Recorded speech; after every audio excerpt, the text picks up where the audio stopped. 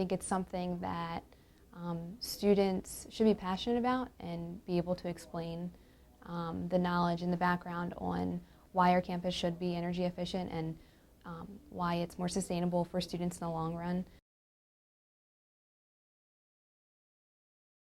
First semester, I was in an ECG 100 class with Dr. Zurek for Cabrini Day. We did a project. We made a simulation, which basically was you got an everyday simple choice that you could make. So it was food waste, meat consumption, reusable or non-reusable water bottle, and like electricity if you wanted to use a energy-saving light bulb or a regular light bulb. And so people would come through and they said, you know, what choice would you make regularly? And they would choose, and then we gave them a score based on their choices at the end. They added them all up, and their score was basically to indicate, kind of give them an idea of what their carbon footprint was like. So, a carbon footprint is defined as the total set of greenhouse gas emissions caused by an individual, event, organization, or product. When greenhouse gases are emitted into the air, this has a harsh effect on our climate. So in order to gain energy, natural gas, oil, coal, fossil fuels are all burned in. When they're burned, they're emitted into the air, and they are going into a layer above Earth, which is called the troposphere. And what's happening there is the pollutants are getting trapped, and they're things like nitrous oxide, carbon dioxide, and sulfur oxide. And when they're getting trapped, they're acting as a blanket around Earth.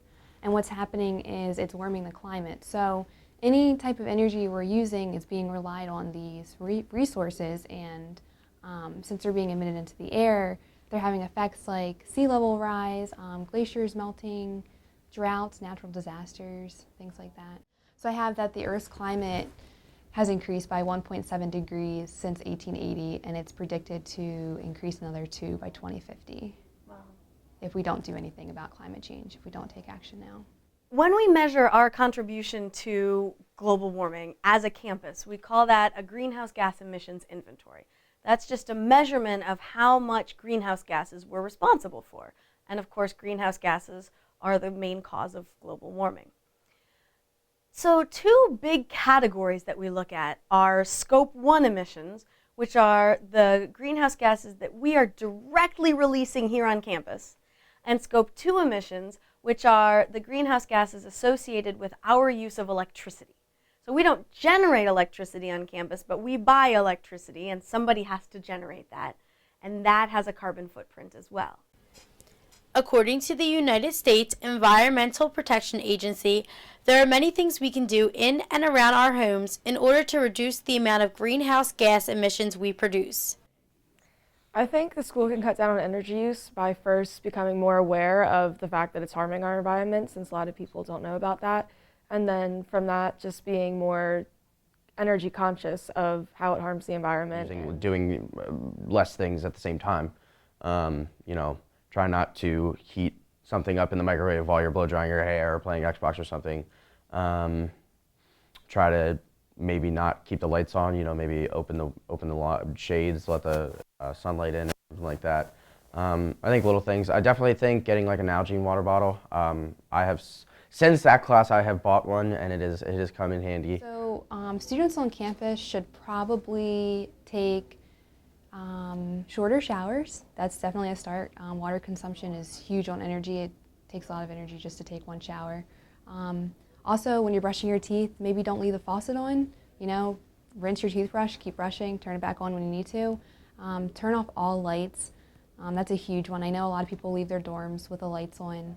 Also, unplug any unnecessary plugs, because typically when you're plugging something in, it's on a standby mode. So it's assuming that you're using energy, and it's constantly on. So even if you have like your computer plugged in, it's assuming that you're going to be using it in a few minutes. So that's a waste of energy as well. Things like using less water, recycling, and cutting down on energy use can make a big difference. Another step in reducing our greenhouse gas emissions is the idea of switching over to solar power energy or clean energy. I think moving toward renewable power is an important part of the steps that we need to take to address climate change. And the good news is that doesn't necessarily mean we have to build solar panels or wind turbines on campus. There are a lot of electricity providers that purchase 100% renewable energy from big wind farms, maybe up in the Poconos, or solar arrays that are already making use of land that's appropriate for solar energy. And so I definitely think in the next few years we should be moving toward 100% renewable energy. More solar panels should be put in on campus. I don't see why not. They're definitely cost effective. They're expensive at first, but they save a lot of energy and electricity costs in the long run. And then that way, if we leave a light on in a room 24/7, there's no harm to the environment. It doesn't let off any pollutants. It's super energy efficient. I think also if we were to transfer to like solely wind power, that would be awesome too, because it takes up minimal land space and it's also energy efficient, sustainable, and it doesn't give off any pollutants as well. The only downfall about it is that it's expensive, and I think a downfall for students is that it's coming out of their tuition.